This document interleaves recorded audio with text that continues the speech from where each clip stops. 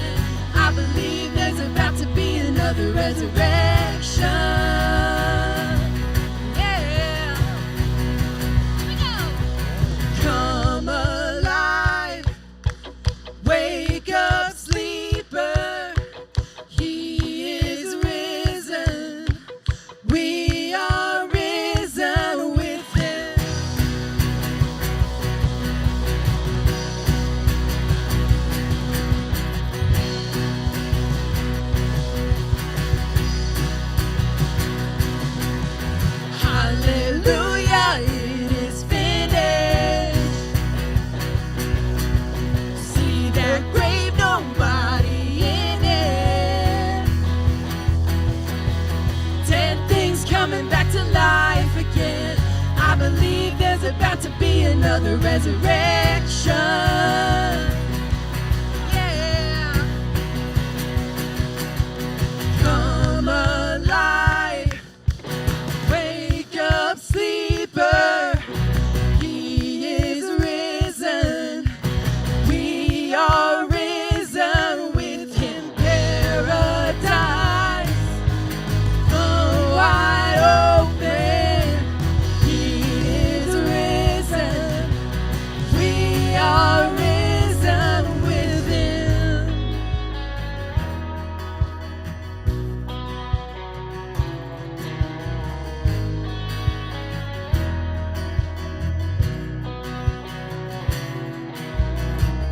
If you see what I see, that the grave is empty, then you know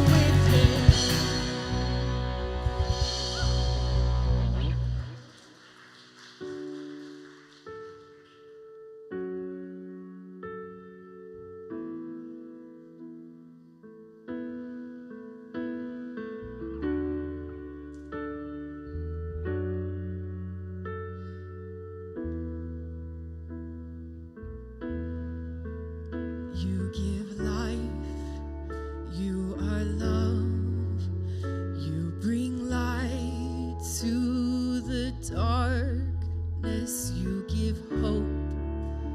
You restore every heart that is broken. Great are you, Lord. It's your breath in our lungs, so we pour out our praise.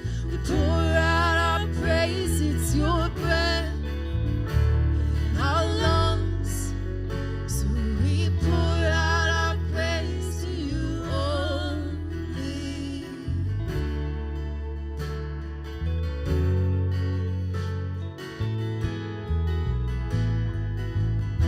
You give life, you are love, you bring light to the darkness, you give hope, you restore every heart that is broken. Great are you, Lord. It's your breath in our lungs, so we pour out our praise. We pour out our praise. It's your breath in our lungs, so we pour out our praise to you only. It's your breath in our lungs, so we pour out our praise. Pour out our praise. It's your breath in our lungs, so we pour out our praise to you only.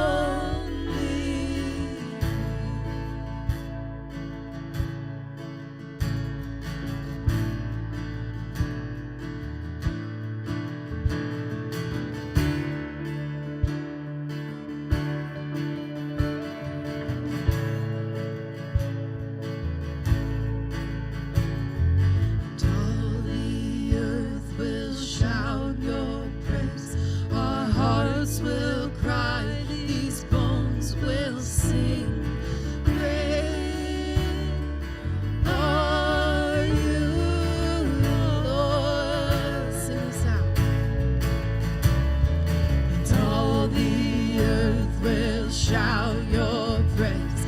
Our hearts will cry, these bones will sing. Great are you, Lord. And all the earth will shout your praise. Our hearts will cry, these bones will sing.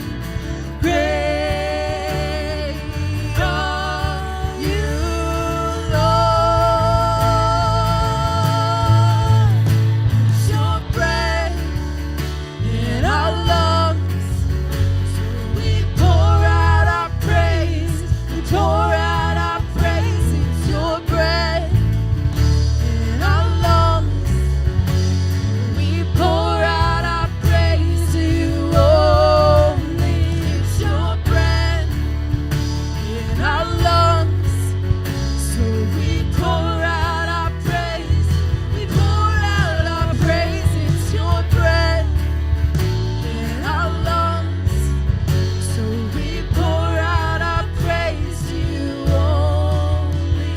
It's your breath in our lungs, so we pour out our praise. Pour out our praise. It's your breath in our lungs, so we pour out our praise to you only.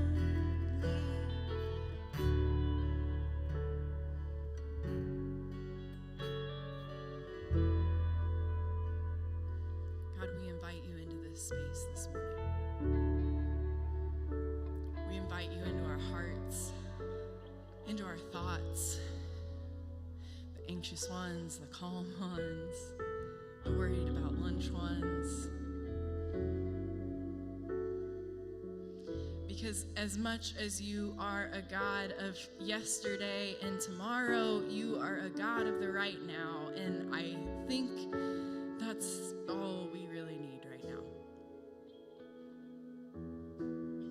God, that this morning, it wouldn't just be sitting in the seat and, being here, but that you would show up for each and every person, each and every family here in this community this morning.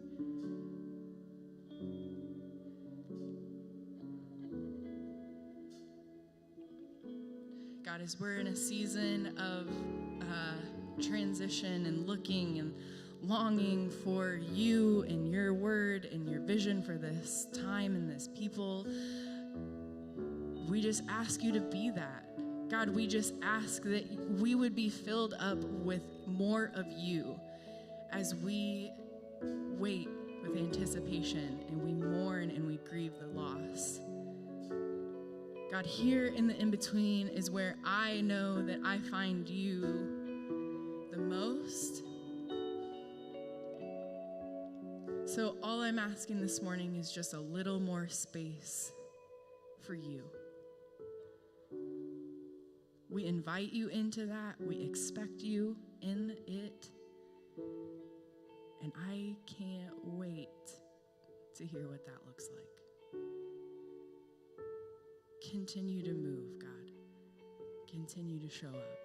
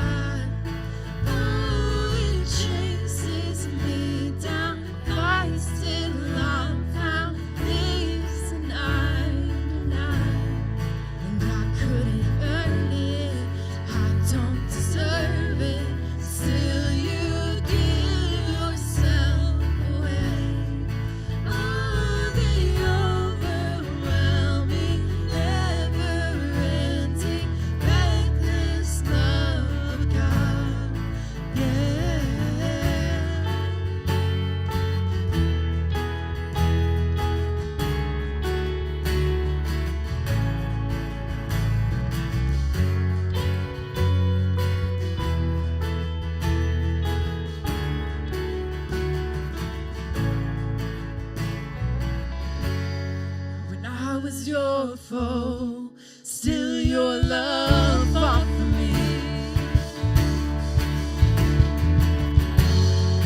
You have been so, so good to me.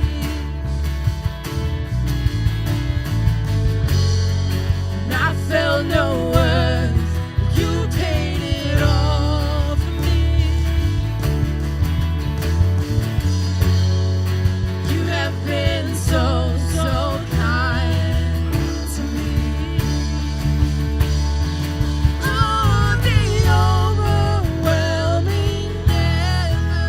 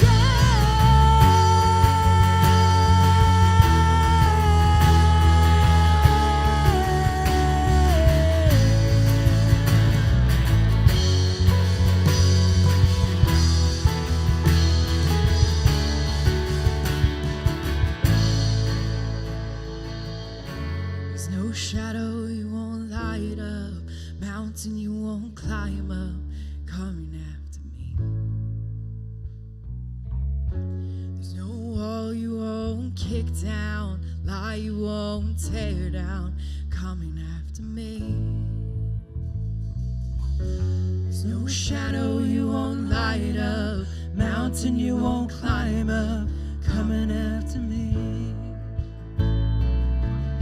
There's no wall you won't kick down, lie you won't tear down, coming after me. No, no, no, no, no. There's no shadow you won't light up, mountain you won't climb up, coming after me. There's no wall you won't kick down, lie you won't tear down, coming after me. There's no shadow you won't light up, mountain you won't climb up, coming after me. There's no wall you won't kick down, lie you won't tear down, coming after me. Oh, the overwhelming, never-ending, reckless love of God. Oh, it chases me down, fights till I'm found, leaves the 99, and I couldn't earn it, I don't deserve it, still you give yourself away. Oh, the overwhelming, never-ending, restless love of God.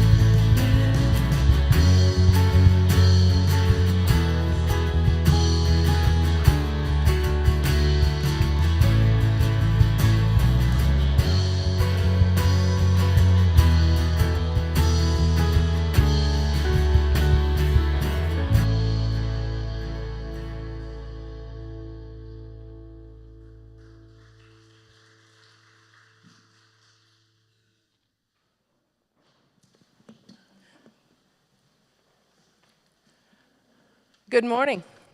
My name is Karen Hasse. My husband and I have been members at Horizons for going on 17 years, which means we joined as infants. And I am delighted to welcome you here this morning. I have had sort of the summer schedule from Hades. In the last 6 weeks, I've been in a different state every week, and I've got 2 more weeks of travel to go before I can catch a breath. And so I came in this morning, I sit down I see my friend, sit down with my friend, and the band starts playing, and don't you feel it like your jaw unclenches, your legs relax a little bit? You can sort of feel the Spirit of God just saying, it's okay, take a breath. And the great thing about this community is that we are here without a permanent pastor at this moment. She's on her way. We were not led by a professional worship leader this morning, but they sounded fantastic. But as a community, we all support this institution. We all step up and we all minister to each other. And one of the things that we do to support the ministry of this church is to also share our financial gifts. And we are going to have all kinds of exciting things happening this summer, including the best week of the summer, which is VBS. And we have the opportunity to rally around those projects and those initiatives and to support them with our financial treasure as well as with our time. There's a really cool new app that makes giving easy. And if you haven't downloaded the app, it's super simple. Grab any member of the staff or me when we can help you do that. If you are old school and still like to write checks, which my kids don't even know how to write anymore. But there's also physical boxes if you'd like to give in paper. But whatever you do, let's praise God together for this amazing community and support it with our financial treasures.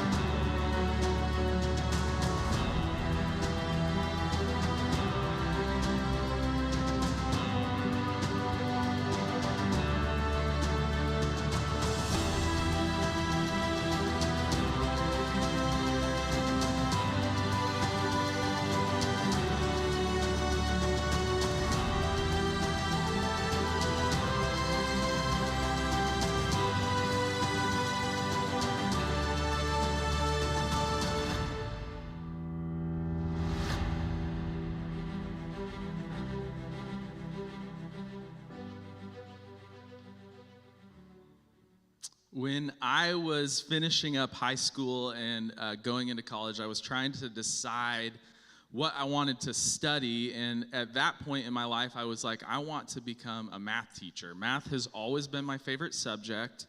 And working with kids is something that I love to do. So when I started my college journey, I was on track to become a teacher. And what I was most excited to teach was math, because that was always my favorite, and I was connected with it.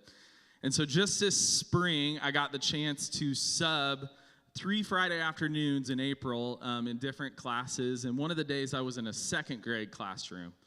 And the day started a little bit rough. My hallway movement of the kids from lunch to science, they got a little rowdy, not too bad, but you could tell it was a little more than the school was used to. And then at recess, there was an incident that was just an incident. So my day was starting off a little rough, but then it was time for math. So I was like, this is my time. Like, it's time to teach math. And so I had looked over all the curriculum, and we were taking 3-digit numbers and subtracting other 3-digit numbers from them. And so I put 4 demonstration problems on the board. And then the class had already been learning it, and so I was like, hey, let's go for this first one. And so you take one column and you subtract it, and then you get your answer. But every once in a while, you have to borrow from the column next to it, the hundreds column or the tens column or whatever. And they call that ungrouping now. I learned that day, but it's called ungrouping. So we're jiving. Like, me and the class are jiving. I'm like, okay, 9 minus 7. Somebody help me out. 2. Okay, and then 6 minus 8. Okay, we're going to have to borrow from the other column. And then we're going to carry a 1. Okay, what's this answer? And so we solved the 4 problems, and I'm like, okay, now it's time for partner power, is what they call it. I'm like, now it's time for you to work on these same type of problems together with the person at your desk, and work on your worksheet, and then bring it up to me to check it. And then at that point, a girl came up to the desk, everybody's working, came up to me, and she was like, hey, I noticed on the second problem on the board, we made a mistake. And she pointed out to me. I looked up, and I was like, oh, really good eye. So I called the class's attention back. I was like, hey, just so you know, I said her name. I said, she brought something to my attention. We had made a mistake on this problem, so I erased it, and I put the right answer. I was like, that was so good of her to catch. Keep working on this. And then just a few seconds later, another kid raises their hand, and they're like, actually, we had done that problem right because of this. I look back up at the problem, and I'm like, actually, we had done it right the first time. So I erased it again and put the first answer that we had, the right answer. And at that point, one of the second graders said, do you even know math? And the worst part was, it was not mean at all. It was just innocent second grader, like, curiously wondering, like, did we get a guy who had no idea what he is doing here today? It reminded me of an email that a parent sent to Liz Troyer a little while, actually like 10 years ago, and I was tagged on it, and the email said, just thought I would share something. This is to our children's ministry. Just thought I would share something cute and funny from my son's first day of kindergarten. His teacher asked the class why numbers were important. He raised his hand, and when his teacher called on him, his response was, numbers are important because they are important to God. Kudos to teaching my children the important things in life. So numbers are important to God, and that is why they're important. But today we're going to be talking about the next generation and teaching the next generation and hopefully passing on good things to the next generation. My name's Derek Steinacher, and I'm the Director of Family Ministries here at Horizons, and we are in this kind of weird 2-week period where we don't have a senior pastor. We've had Pastor Jason Kennedy for the last 10 years serving us and doing amazing things, and next week, Pastor Ashley Allie Crawford, who's a member here, is going to share the message, and then in 2 weeks, we'll receive our new senior pastor, Mandy Barkhouse. And so a couple quick sidebars on that. Number one, there's a Christmas tree in the atrium, and it is full of these like tags, and if you want to grab one of them, they have gift card ideas. We just want to welcome Pastor Mandy and her family here into this community in a big way. So we're going to be collecting those gift cards the next 3 Sundays. If you can bring them back by July 10th, you can jot her a little note, give her a little gift. That would be awesome. Secondly, I think this is a perfect time to just kind of have your eyes open to be welcoming to anybody in this community. I think of so many leaders, I've seen a couple of them here this morning, that say, I started going to church here about the time that Pastor Jason started preaching. And it can be weird to go to a church for the first time and get involved in a community and feel a little like an outsider at first. But when the pastor's brand new, it's an awesome opportunity to feel a little more comfort with that. So if you see new faces around, I just encourage you to be welcoming to them and maybe even take a chance to invite somebody new next week before Mandy's here, or Mandy's first couple weeks, or even her first Christmas Eve.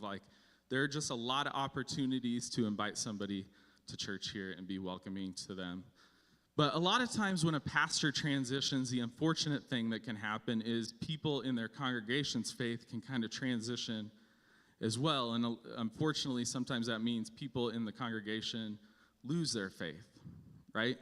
We see this all the time. Our pastor transition is completely a normal thing in our denomination. It's just like when the denomination feels God's leading, they'll move pastors to different locations and use their gifts to serve other congregations. So Jason's moving on completely good terms, but you see in the news a lot, some churches are really centered on a pastor's personality, right?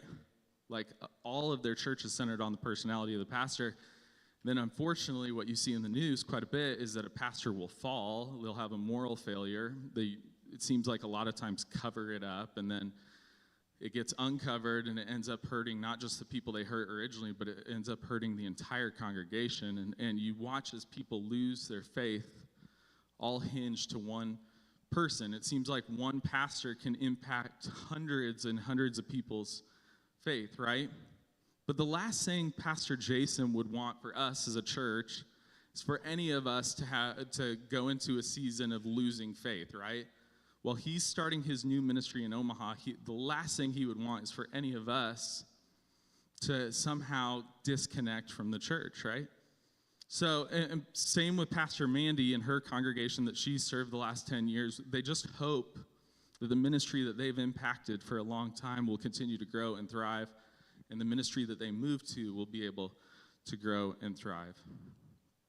And so sometimes I think one of the things we do wrong is we put a little too much emphasis on the pastor being called and not enough emphasis on the fact that each of us are also called. And so today we're going to dive into a passage that was recommended to me by both Pastor Jason and Pastor Ashley, who's preaching next week, in 1 Kings. If you have a Bible, you can turn with me to 1 Kings. It's going to be on the screen as well.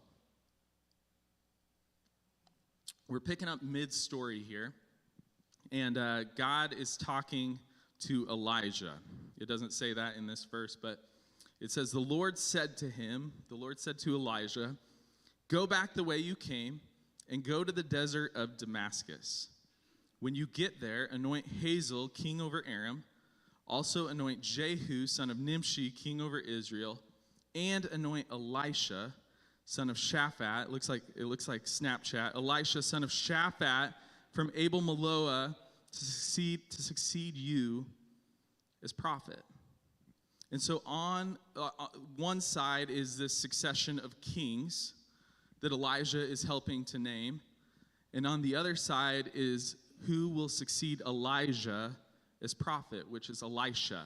It's confusing because their names are so close, but Elijah is the mentor, the current prophet, and he's naming Elisha to succeed him.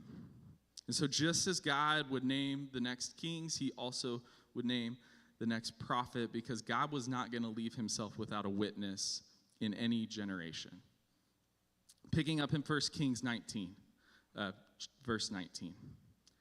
So Elijah went there and found Elisha, son of Shaphat, and he was plowing with 12 yoke of oxen, and he himself was driving the 12th pair. Elijah went up to him and threw his cloak around him. That's going to be really relevant. We'll circle back to that in just a second. But Elijah went up to him and threw his cloak around him. Elisha then left his oxen and ran after Elijah. Let me kiss my mother and father goodbye, he said, and then I will come with you. Go back, Elijah replied. What have I done for you? So Elisha left him and went back. He took his yoke of oxen and slaughtered them. He burned the plowing equipment to cook the meat and gave it to the people, and they ate. Then he set out to follow Elijah and become his servant. So first, the cloak that Elijah threw around and set around Elisha. In the Old Testament, the Spirit of God most often appeared as the Spirit that empowered and enabled prophecy. That's just the Spirit of God was what empowered prophecy and prophets. And many passages associate the gift of prophecy with possessing the Spirit of God. And then one of the ways that the writers of the Old Testament would show that the Spirit of God was on somebody was to say that the Spirit clothed them. The Spirit was clothing this person. And so it was extremely relevant when Elijah took his actual clothing, his cloak, and put it on Elisha. That was saying the Spirit that has been on me, a prophet, is going to be on you. And so then Elisha is standing behind 12 pair of oxen, which means he came from a wealthy family. He was probably a prominent figure, and he had a decision to make. Was he going to leave that to follow Elijah? And it wasn't really a decision between him and Elijah as much as it was a decision between him and God. What was he going to do?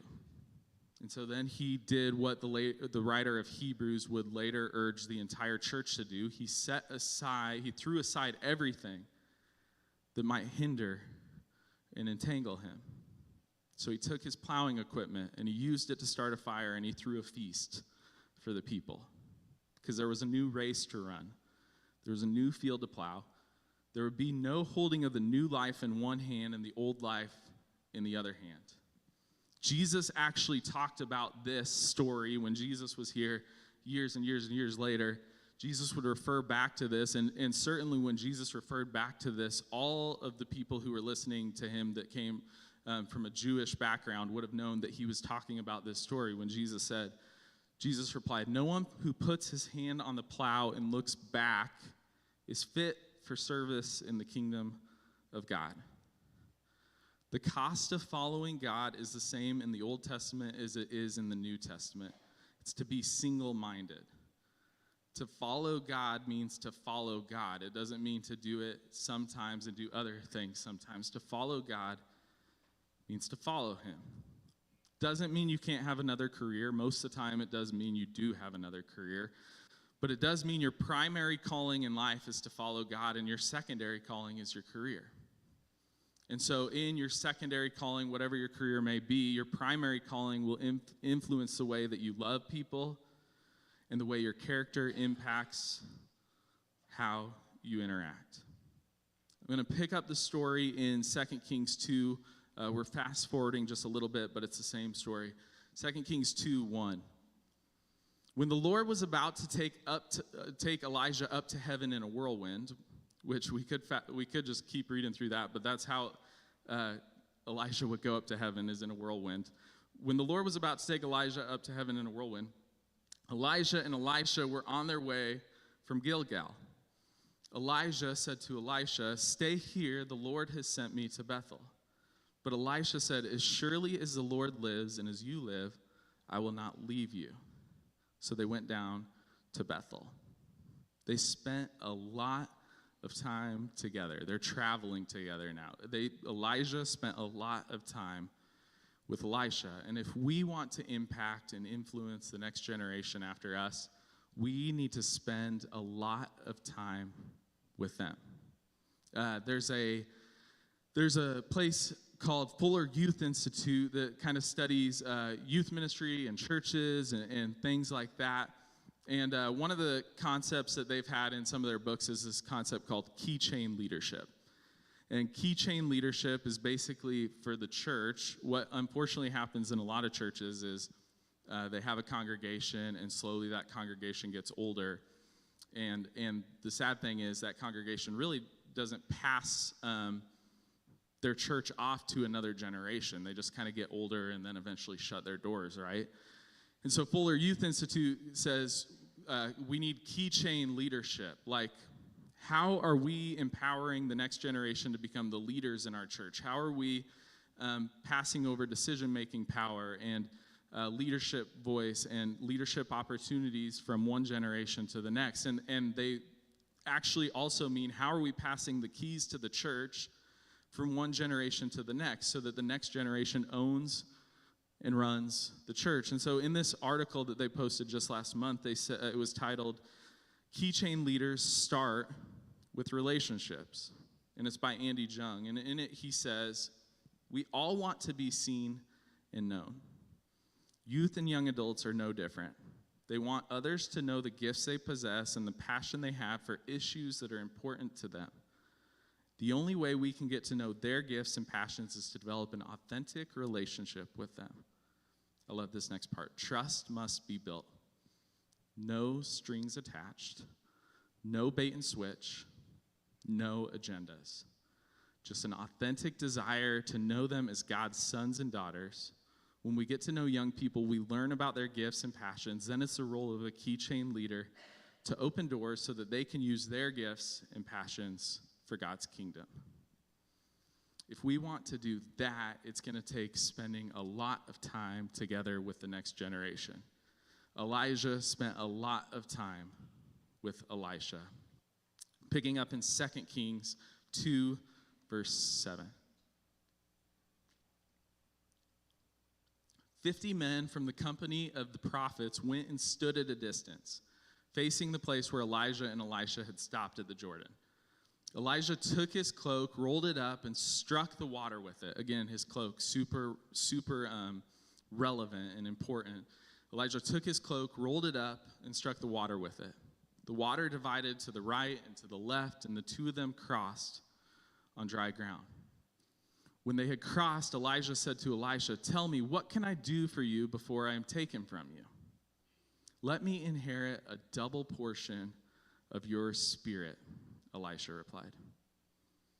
This is all happening at the Jordan River where Jesus would later be baptized. And in ancient Canaan, the river and the sea were rivals to the god Baal.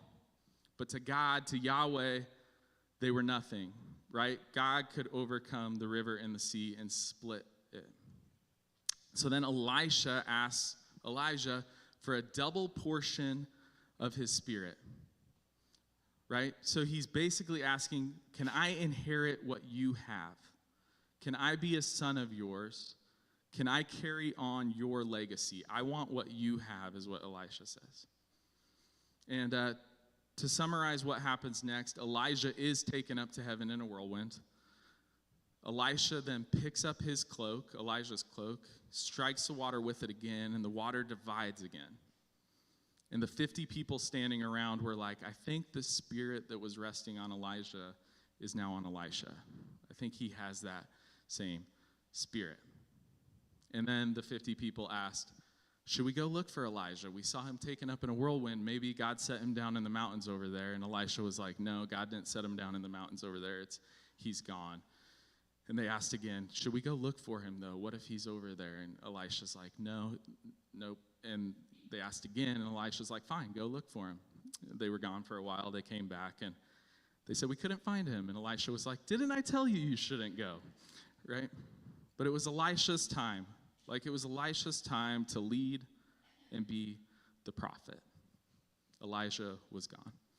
So, want to talk about two things from this story today. One thing that we can't take away from this story, we shouldn't take away from this story, and then one thing we can take away from it. And so the thing we can't take away from this is that it's only the leader's job to pass down their faith to the next generation. We can't take away that it's only the leader's job to pass down their faith to the next generation. Like, it's only Jason's job to pass the church on to Mandy. Jason did a lot to prepare and get things organized and ready so Mandy can be successful. It's only his job to make sure the faith is passed down to the next generation. We can't take that away. And I'll take you through a couple quick things to kind of emphasize that point. First is another prophet, long before this, Moses was his name, said this. This is something Moses said. He said, I wish that all of the Lord's people were prophets, and that the Lord would put his spirit on them. Because Moses was a prophet, and he was leading people who weren't. And he's like, I wish God's spirit was on all these people. And then 1,000 years later or so, another prophet named Joel said, and it shall come to pass afterward, I will pour my spirit on all people. Your sons and daughters will prophesy. And it still hadn't happened yet when Joel said, this is going to happen. It hadn't happened yet, but it would happen more and more years later, right? And Pentecost is when it did happen. When the Spirit of God fell on the church and on all people, everyone was acting a little squirrely at first. And I love how Peter describes it in the book of Acts. Peter says, these people are not drunk, as you suppose. It's only 9 a.m. Like, everybody's like, oh, I guess that makes sense. He says, no, this is what was spoken by the prophet Joel. In the last days, God says, I will pour out my Spirit on all people. And at that point, it did happen. God's Spirit was on all people. And so the Spirit was poured out on all, and Christians have been given the same function as a prophet now to bear witness to God in their generation. So we too wear the prophet's cloak. We are to witness to God in our generation, and we are to pass that on to the next generation. Horizons is part of the Methodist Church, and together with Nebraska and Kansas, we have it's our conference. There's like 1,000 churches in it. Every year, all the pastors gather, as well as a non-clergy member from each church. They gather for an annual conference, which just happened 2 weeks ago up in Omaha. And one of the traditions that happens every year at that annual conference is the oldest retired pastor will take a stole and pass it on to the youngest newly ordained pastor, which is super representative of God continuing ministry from one generation to another. The oldest retired pastor passing a stole to the youngest newly ordained pastor. But I love these words that the Reverend Jesse Robbie Fall posted leading up to the annual conference in Nebraska this year. He said, every time I encounter 2 Kings 2, 7 through 14, which is what we just read part of, my mind goes to that ritual which speaks a truth we often forget. While the conference ritual is about the literal passing of set-aside ministry from one generation to another, it seems to me that it is also about the work of the whole church. Each of us, whether clergy or lay, is responsible for the daily practice of our faith and for the passing of our faith to another generation. Just as Elijah guided Elisha into the work of a prophet of God, each of us knows at least one person we can mentor in faith. We can be mentors and guides to those new to the Christian faith and those farther along in the walk. Then they, in turn, will be mentors and guides to yet another generation. I like how he closes. He says, this is how the faith is perpetuated, not just through preaching one day a week, but through day-to-day examples of discipleship that we see in the lives of our mentors. Passing the mantle is the work of the church for all of us, not just for clergy.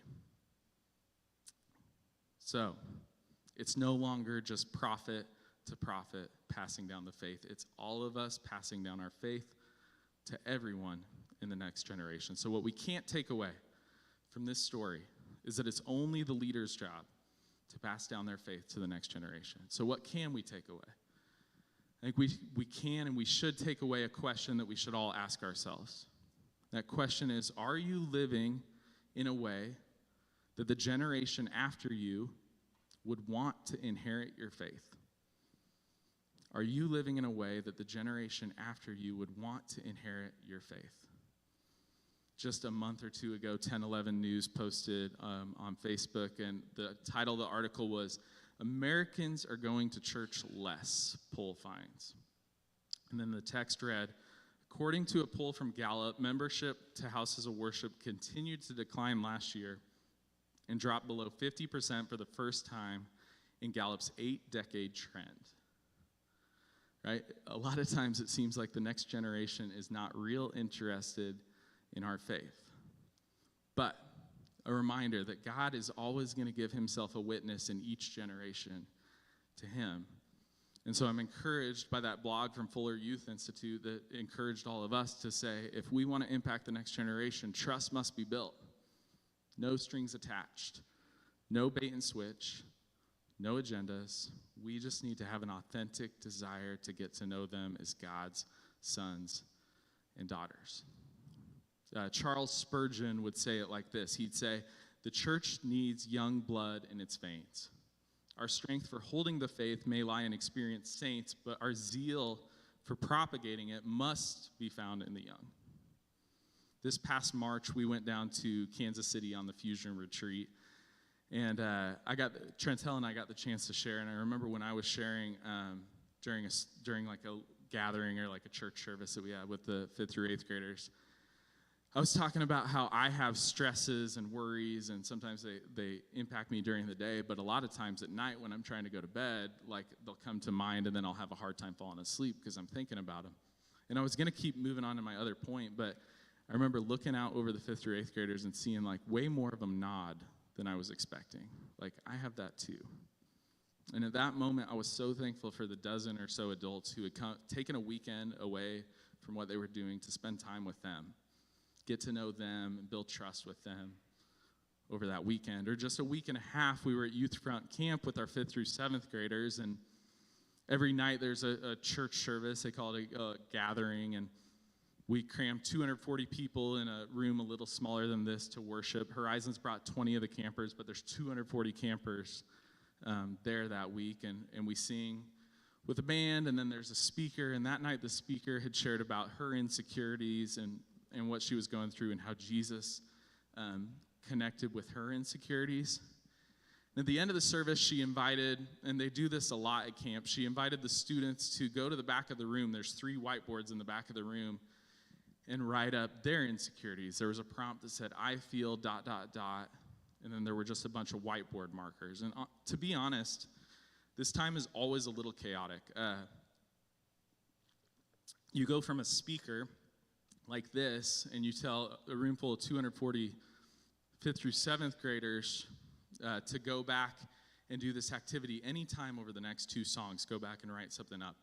And honestly, when the first song starts, all 240 of them cram to the back as fast as they can. And it's like metal folding chairs, and they're clanking around, and you can hardly hear the worship song. And so I'm always like, I wish they wouldn't do this. But as we're leaving this session to go back to discussions that night, one of my friends was at camp that week.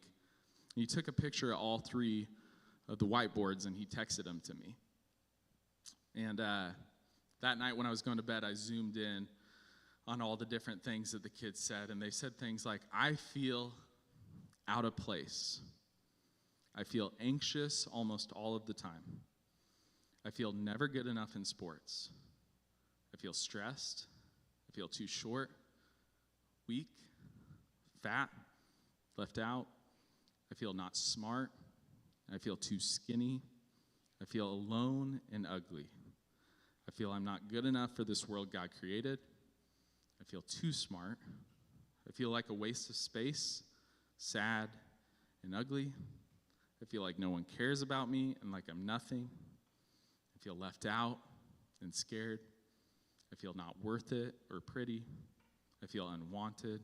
I feel embarrassed, broken, angry, worried, like I'm not doing anything right. I feel nothing I ever do is good enough for my parents. I feel weird and too crazy, and like no one actually likes me.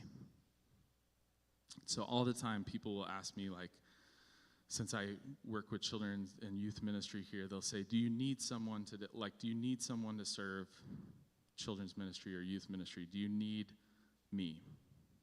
And I think most of the time they're asking me, like, do you need me this Sunday? Like, will it be okay if I go on vacation or my family has something? And I'm always like, yeah, no, that's important. Like, you're fine to be gone when you need to be gone. But every once in a while, I wonder if somebody is asking me, like, do kids and youth today need me?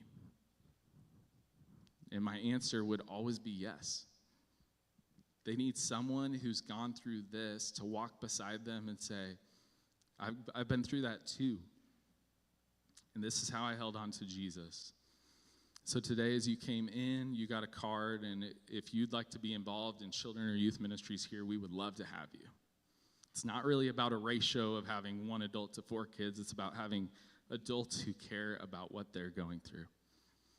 And if serving in children or youth ministry here isn't your thing, I would encourage you to get involved somewhere.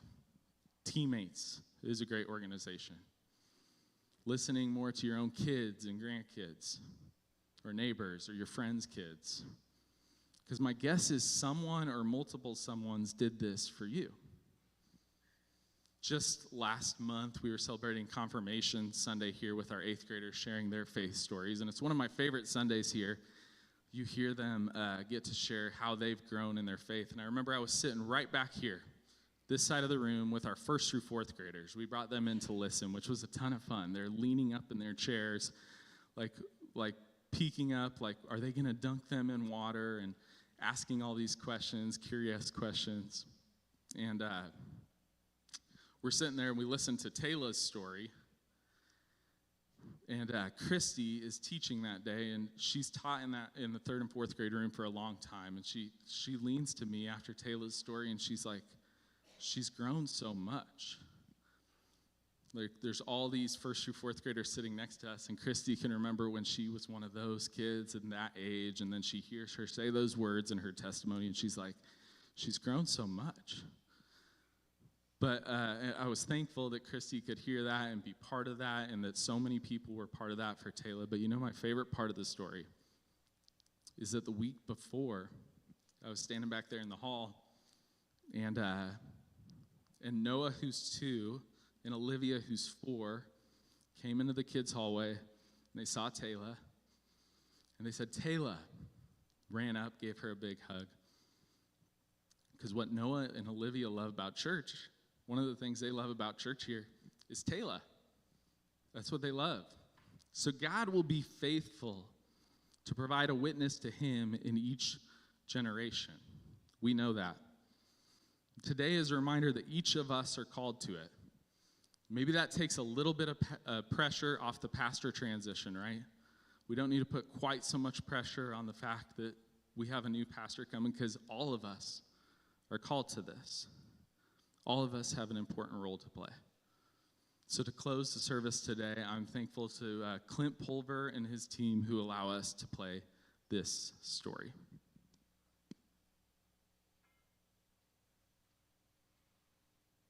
I have a lot of memories from when I was a child. One that's always stuck out to me, though, was when I was about 10 years old, and I was in school, and I struggled. And I didn't struggle with English, math, or science. I struggled holding still. And I would try to listen and focus and process ideas, but I couldn't help myself. And to be honest, I would sit there and then I would just start tapping. And the students in the class would look at me and they'd say, hey, stop tapping. A lot of the time, I didn't even realize I was doing it. And then eventually even the teachers got after me and they would yell at me and they'd say, Clint, you have to stop tapping. It got so bad that I got sent to the principal's office for tapping. And he said to me, okay, maybe when you go back to class, just try sitting on your hands. And so I did. I went back to class, and when I felt myself starting to tap, I did this. I sat on my hands. And that worked for about 5 seconds. One time I was tapping in class, and my teacher, Mr. Jensen, he looked at me and he yelled.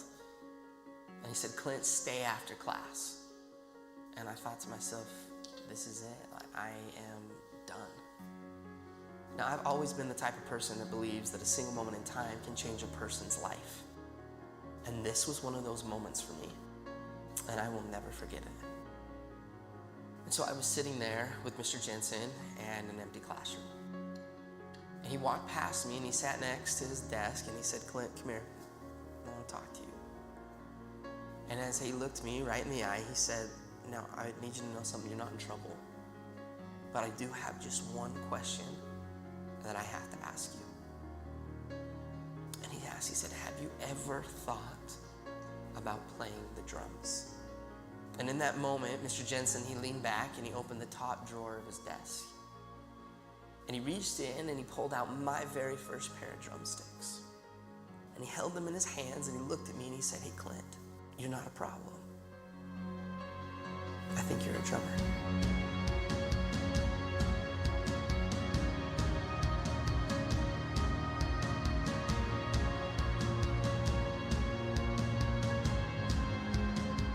From that moment on, I've never put those sticks down. I've toured, recorded, and played drums all over the world. My whole college education was paid for with drumsticks in my hand. just because of a single moment in time when somebody believed in me. And he saw something in me that I didn't even see within myself. And from that moment, I learned that there's a difference between being the best in the world and being the best for the world. We have a God who understands us. We have a God who loves us and who believes in us. I hope we can be part of telling the next generation about him. Let's pray.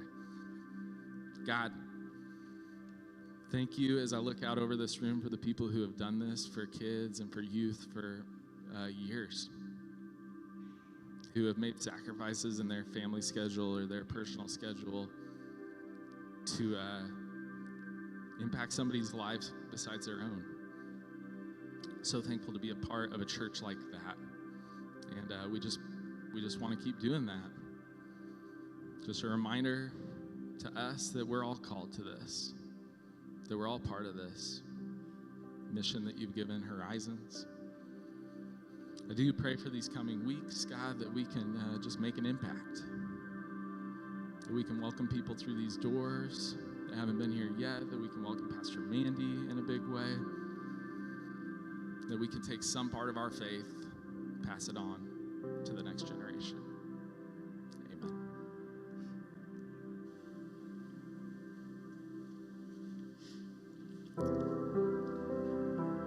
Why don't you stand and we're going to sing one more song together.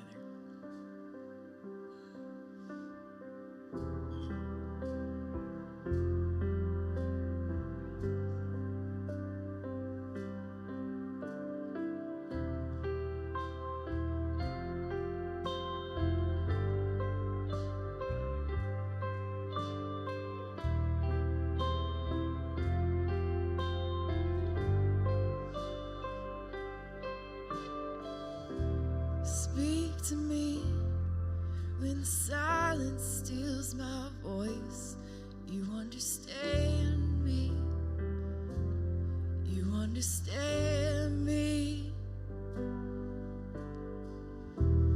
Come to me in the valley of unknowns, 'cause you understand me. Oh, you understand me. You understand me, God. Oh, you understand me. So I throw all my cares before you. My doubts and fears don't scare you. You're bigger than I thought you were. You're bigger than I thought. So I stop all negotiations with the God of all creation. You're bigger than I thought you were. You're bigger than I thought you were. Yeah.